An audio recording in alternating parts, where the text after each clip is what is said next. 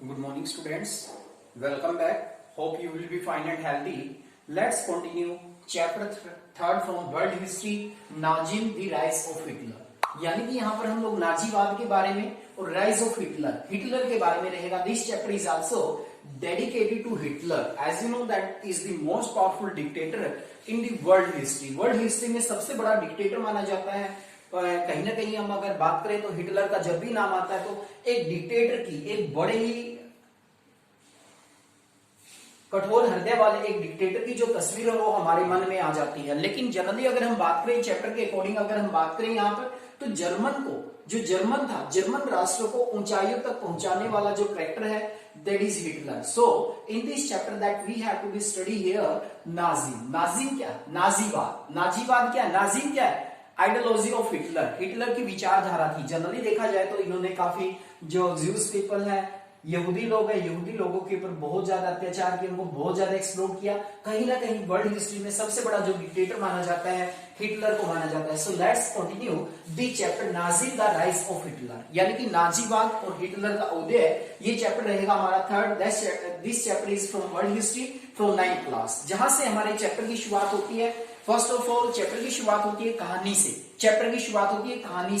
1945 in the spring of 1945, यानी कि आप लोग जानते हैं कि जो सेकंड वर्ल्ड वार रहा, सेकंड वर्ल्ड वार की जो टाइम ड्यूरेशन है 1939 टू 45, 1939 से लेकर 1945 तक का जो टाइम पीरियड है वो सेकेंड वर्ल्ड वार का रहा. That is most important day 1939 to 1945. पहले मैं आपको कहानी सुनाने से पहले बताना चाहता हूं कि जो घटना पहले हमारे चैप्टर की शुरुआत होती है ये सेकेंड वर्ल्ड वार के बाद होती है, लेकिन हम चैप्टर के अंदर पढ़ेंगे ड्यूरिंग फर्स्ट वर्ल्ड वार में जो प्रेसिव ट्रीटी हुई थी विद जर्मन का अपमान किया गया था, उसके बारे में कंप्लीट हम लोग जानेंगे कि किस तरह से हिटलर का राइज हुआ. और ये जो एंडिंग है हिटलर की अंत के बारे में हम लोग बात करते हैं सेकेंड वर्ल्ड वार में. तो second world war was also between two main power थी. The first is allies power थी एक साइड में, और the second is axis power. यहां पे मैं आपको बताना चाहूंगा एलाइज पावर में जो युद्ध की शुरुआत होती है वो यूके ने और फ्रांस ने की. शुरुआत में दो कंट्री थे यूके और फ्रांस, लेकिन बाद में 1941 में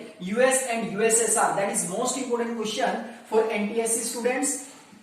Which of the following country are included in Allies power? Allies power में पहले अगर हम बात करें शुरुआत में यूके और फ्रांस सिर्फ दो कंट्री थे, लेकिन बाद में 1941 में दो कंट्री यूएसए और USSR also include in Allies power. Allies power में इंक्लूड हुए कब? 1941 में. That is most important. You must have to be remember. एक ग्रुप बना 4 कंट्रीज का. दूसरी तरफ एक्सिस पावर की अगर हम बात करें German, Japan and Italy. There are mainly 3 powers, German, Japan and Italy. These are the most powerful countries related to that we have to be studying in this. This is the most powerful country. These are the 3 Axis, Allies power and the Axis power. Axis power में 3 थे, German, Japan और Italy. जो सबसे main था axis power में वो German था. The most powerful country in this chapter that we have to be study here the history of German. German की हिस्ट्री हम लोग यहाँ पर जानेंगे.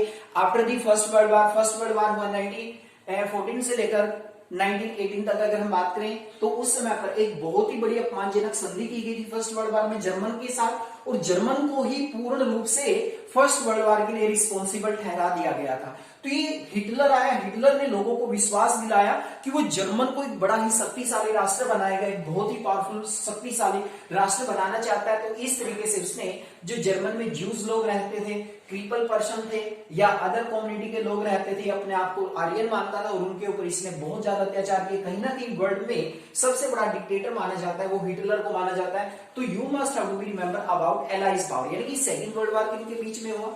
Allies power, UK, France, USSR. That is the most powerful country. और एक side में कौन था? जर्मन, जापान और Italy. As you know that in this war that allies power winner है इसमें, यानी कि हिटलर भी हार गया इसमें. जर्मन कहीं ना कहीं इसको भी हार का सामना करना पड़ा. लेकिन जनरली अगर हम बात करें जर्मन के लिए एक बहुत बड़ा जर्मन को एक शक्तिशाली एम्पायर बनाने में जो योगदान हिटलर का रहा वो भी कहीं ना कहीं बहुत ज्यादा सराहनीय था. लेकिन इनको क्रिटिसाइज किया जाता है because he spoiled the humanity. मानवता का कहीं ना कहीं को स्पॉइल करने का इसने प्रयास किया. तो यहां से शुरुआत होती है जब सेकंड वर्ल्ड वार का एंड होने लग जाता है. तो मैं आपको एक कहानी सुनाता हूं यहाँ पर हेलमुट नाम के एक बच्चे की. तो जब सेकंड वर्ल्ड वार 1945 में एंड होने लग जाता है वर्ल्ड वार में, तो जर्मन हार जाता है, हिटलर भी हार जाता है. तो हिटलर की जो विचारधारा को मानने वाले लोग थे या हिटलर के जो भी साथी लोग थे उनके ऊपर यानी कि जो एलाइज पावर थी उन्होंने चढ़ाई शुरू कर दी।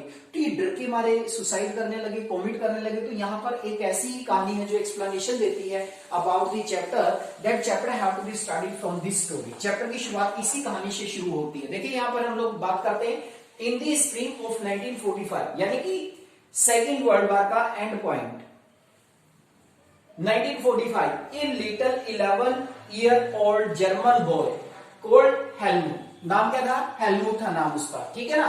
Was laying on bed when he overheard his parents discussing something in a serious tone। यानी कि जब वो बेड पर लेटा हुआ था, देखिए कहानी से शुरू होता है कि किस तरह से नाजी लोगों के लिए एलाइज पावर बहुत ज्यादा प्रॉब्लम क्रिएट करती है। यानी कि जब ये छोटा सा बच्चा 11 साल का जर्मन बॉय जिसका नाम हेलमुट है, ये बेड पर लेटा हुआ था, तो इसने अपने पेरेंट्स को सीरियस टोन में, यानी कि इसके माता पिता बड़ी सीरियस टोन में बात कर रहे थे, कुछ डिस्कस कर रहे थे।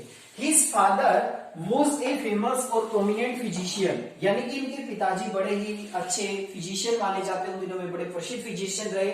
डेलिब्रेटेड, कौन थे ये इसके पिताजी?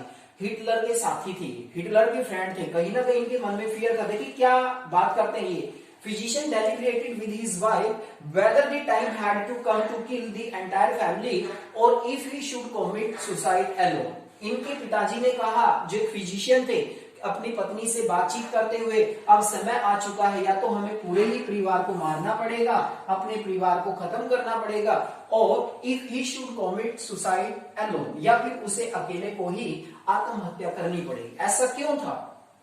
ऐसा करने के लिए ये मजबूर हो चुके थे नाजी लोग, नाजी विचारधारा को मानने वाले लोग, क्योंकि हिटलर का साथ दिया इन्होंने और जनरली इन्होंने कहीं ना कहीं बहुत ज्यादा अत्याचार किए ज्यूज पीपल के ऊपर। तो जब एक्सिस पावर ने इनको हरा दिया, एलाइज पावर ने इनको हरा दिया था, एक्सिस पावर यानी कि जर्मन को हराने के बाद, तो इन लोगों को सुसाइड करना पड़ा या अपने परिवार के साथ इनको मरना पड़ा कंप्लीट रूप से। The next day he took Helmut to the wood, यानी कि इसने डिस्कस किया ये बातें अपनी पत्नी के साथ, किया तो मुझे मरना पड़ेगा या पूरे फैमिली को ही सुसाइड करना पड़ेगा। The next day, अगले दिन क्या होता है? He took Helmut to the woods where they spent their last time singing old children's song। कहते कि अगले दिन वो क्या करता है? हेलमुट को यानी कि किसी पार्क में लेकर जाता है, वहां पर वो पूरा दिन, लास्ट टाइम था जो इसके पिता का, वहां पर इसने बिताया हेलमुट के साथ सिंगिंग ओल्ड चिल्ड्रन सॉन्ग, यानी कि वहां पर ये बच्चों के सॉन्ग वगैरह गाए इसने, हेलमुट के साथ इसने अपना लास्ट समय बिताया इसके पिता ने। Later Helmut father shoot himself in his office, और बाद में अपने ऑफिस चला जाता है हेलमुट के पिता, और वहां जाकर ये अपने ऑफिस में अपने आप को गोली मार लेते हैं। क्यों मारी इसने गोली? अब क्वेश्चन ये आएगा आपके मन में, भाई गोली क्यों मारी इसने, अपने आप को शूट क्यों किया? क्योंकि इनके मन में डर था बेटा, यदि अपने आप को शूट नहीं करेंगे तो ये जो एलाइज पावर है, एलाइज पावर इनको और इनके परिवार को खत्म कर देंगे। इसलिए इन्होंने सोचा कि हम लोग अपने आप को शूट कर लेते हैं। तो हेलमुट के पिता ने अपने आप को गोली मार ली अपने ऑफिस में। Helmut remembers that he saw his father bloody uniform। कहते कि हेलमुट को ये बात याद थी कि उसने अपने पिता की जो खून से लथपथ यूनिफॉर्म थी वो भी उसने देखी। To seeing this he reacted by referring to it at home। बच्चा था, छोटा सा बच्चा, इसके मन में भय पैदा हो चुका था क्योंकि इसने अपने पेरेंट्स को बात करते हुए सुना था कि हमें सुसाइड कर लेना चाहिए या हमें पूरे परिवार को मारना चाहिए। ये सब देखने के बाद, पिता ने गोली मार ली अपने आप को, ये देखने के बाद इसके मन में एक फियर पैदा हो गया। कहते हैं कि आने वाले नेक्स्ट 9 ईयर तक इसने अपने घर पर खाना नहीं खाया। He was afraid that his mother might poison him, क्योंकि इसके मन में डर था कि इसकी माँ कहीं इसको खाने में जहर ना दे दे। तो ये फियर इस बच्चे के मन में आ चुका था। लेकिन ये छोटा बच्चा था, 11 ईयर ओल्ड जर्मन बॉय था, ये नहीं जानता था कि इसके पिता ने सुसाइड क्यों किया, क्या थी उसके पीछे कहानी। देखिए बेटा, जाने क्या थी कहानी उसके पीछे। He was afraid that his mother might poison him, although Helmut may not have resulted in।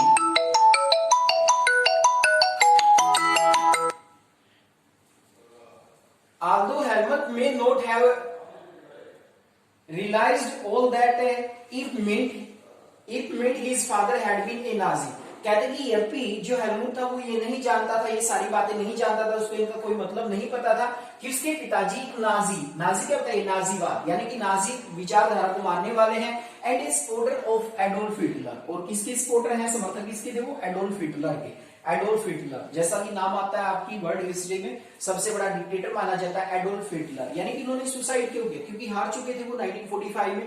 तो ये एलाइज पावर उनके ऊपर हमला करते हैं, उनके परिवार को मारते हैं, उनके ऊपर अत्याचार करते हैं, इसी डर में उन्होंने सुसाइड किया। अब ये छोटा सा बच्चा था, तो हेलमुट नहीं जानता था इन सब बातों के बारे में कि उसके पिताजी नाजी विचारधारा को मानने वाले हैं और एडोल्फ हिटलर के समर्थक हैं। In May 1945 German surrender to the allied, that is most important. मई 1945, मई 1945 में यानी कि जर्मन ने आत्मसमर्पण कर दिया टू दी एलाइज, यानी कि जो एलाइज शक्तियां थी, जो एक तरह से यहाँ पर अगर हम बात करें एलाइज शक्तियों के सामने आत्मसमर्पण कर दिया। Hitler and his propaganda minister Goebbels and the entire family committed suicide in Berlin bunker in April 1990, that is most important। जो प्रचार मंत्री थे गोबेल्स थे, ये किसके प्रचार मंत्री थे? जो हिटलर के प्रचार मंत्री थे। कहते हैं कि उन्होंने, हिटलर ने और प्रचार मंत्री ने अप्रैल में बर्लिन बंकर के अंदर अपना और अपने परिवार के साथ सुसाइड कर लिया, यानी कि हिटलर ने भी सुसाइड किया और ये जो इनके जो मंत्री थे, प्रोपेगेंडा मिनिस्टर थे गोबेल्स, उन्होंने भी अपने परिवार के साथ सुसाइड किया। तो आपने देखा होगा यहाँ पर कंप्लीटली कि किस तरीके से हारने के बाद, यानी कि जर्मनी की हार के बाद जो एलाइज है, एलाइज के डर के मारे जितने भी हिटलर के सपोर्टर थे, जितने भी हिटलर के समर्थक थे, नाजी विचारधारा को मानने वाले थे, वो सुसाइड कर रहे थे। That is most important date कि जर्मन ने आत्मसमर्पण कब किया? In May 1945। You must have to remember about the dates in May 1945। That is the most important topic about the student here. This chapter have to be started. यहां से हमारे chapter की कहानी शुरू होती है। अब हम पढ़ेंगे यहाँ पर कि नाजी, ये जो विचारधारा है, इसका जन्मदाता किसे माना जाता है? हिटलर को। और हिटलर का उदय कैसे हुआ? यानी कि फर्स्ट वर्ल्ड वॉर के बाद अगर हम बात करें, जर्मन के साथ एक बड़ी और ऐसी ट्रीटी की गई थी जिसमें जर्मन का बहुत बड़ा अपमान किया था। जब हिटलर आया जर्मन में, तो हिटलर ने जर्मन के लोगों को विश्वास दिलाया कि वो जर्मन के लिए, जर्मन का जो वर्ल्ड में जो आत्मसम्मान खोया है, वर्ल्ड के अंदर जो जर्मन का अपमान किया गया है, वो इस अपमान का बदला देगा। और कहीं ना कहीं हिटलर ने प्रोमिस किया युवाओं से कि वो हिटलर को सबसे, यानी कि जर्मन को सबसे शक्तिशाली राष्ट्र बनाएगा। और कहीं ना कहीं अगर हम बात करें तो हिटलर ने ऐसा करने में भी कहीं ना कहीं सफलता हासिल की, अगर जनरली हम सोचें। लेकिन इन्होंने कहीं ना कहीं ह्यूमैनिटी को बहुत ज्यादा नुकसान पहुंचाया, कहीं ना कहीं जो मानवता को ठेस पहुंचाने का काम किया, क्योंकि इन्होंने ज्यूज लोगों के ऊपर बहुत ज्यादा अत्याचार किए। बहुत बड़ा डिक्टेटर माना जाता है। नेक्स्ट वीडियोस में आप लोग जानेंगे कि किस तरह से ये विचारधारा आई, नाजी विचारधारा कैसे जन्म हुआ इसका, और राइज ऑफ हिटलर, हिटलर का उदय कैसे हुआ। हम हिटलर की यहाँ पर कंप्लीट कहानी जानेंगे, किस तरीके से हिटलर बचपन से ही जो ज्यूज लोग हैं, यहूदी लोग हैं, उनसे नफरत करता था। That is the introduction part of the chapter. Chapter का इंट्रोडक्शन पार्ट है जो आपको एक कहानी के माध्यम से सुनाने का प्रयास किया गया। मैं एक बार फिर रिमाइंड कराना चाहता हूँ, एक छोटा सा लड़का था 11 साल का, जर्मन बॉय, नाम क्या था? हेलमुट नाम था उसका। हेलमुट के नाम से उसको जाना जाता था। जनरली इसने अपने माता पिता को डिस्कस करते हुए सुना। इसके पिता क्या कह रहे थे? जो फिजिशियन थे, जाने माने फिजिशियन थे, बाद में आपको बताया गया कि ये किसके सपोर्टर थे? एडोल्फ हिटलर के, नाजी विचारधारा को मानने वाले थे। तो ये अपनी पत्नी के साथ डिस्कस कर रहा था, या तो मुझे सुसाइड करना पड़ेगा या पूरे परिवार के साथ ही मुझे मरना पड़ेगा, क्योंकि हार चुके थे जर्मन ने अपनी हार स्वीकार कर ली थी May 1945 में। तो उसके बाद इनके मन में डर था, जितने भी सपोर्टर थे हिटलर के, कि इनके परिवार को मारा जाएगा, या तो वो खुद सुसाइड करें या परिवार के साथ ही सुसाइड कर सकते थे। ज्यादातर थे वो परिवार के साथ, या खुद ही उन्होंने सुसाइड किया। तो ये छोटा सा बच्चा था हेलमुट। तो इसके पिताजी इसको नेक्स्ट डे बगीचे में लेकर जाते हैं, वहां पर पूरा दिन इसके साथ रहते हैं, और अगले दिन जब वो अपने ऑफिस में जाते हैं तो वहां जाकर गोली मार देते हैं अपने आप को। और कहीं ना कहीं 11 साल का बच्चा था, इसके मन में फियर पैदा हो जाता है, और ये अगले 9 ईयर तक अपने घर पर खाना भी नहीं खाता, क्योंकि इसके मन में भय था कि इसकी माँ कहीं इसको जहर वाला भोजन ना दे दे। तो इस कंडीशन में क्या देखा हमने कि हेलमुट है किस तरीके से वो नहीं जानता था इन सब बातों के बारे में कि उसके पिता ने सुसाइड क्यों किया, क्योंकि वो नाजी विचारधारा को मानने वाला था। ये सारे का सारा जो डिस्क्रिप्शन है वो आप लोग चैप्टर के इंटरनल पार्ट्स में आप लोग जानेंगे कि किस तरीके से ये जो नाजी विचारधारा को मानने वाले लोग हैं ये विरोधी बन जाते हैं कंप्लीट रूप से एलाइज के। और एलाइज जब विनर होते हैं तो एलाइज के डर के मारे सुसाइड क्यों कर लेते हैं? That is most important question यहाँ पे ज्यादा करिए। Who was the propaganda minister of Hitler? Hitler के प्रचार मंत्री कौन थे? That is most important, you must have to be remember. He और his entire family have to be suicide with Hitler in Berlin bunker in April. कब किया था suicide? April में। कहां पर? Berlin bunker. That is most important topic that is related to Hitler, or that is a introduction part of the rise of Hitler and the Nazi.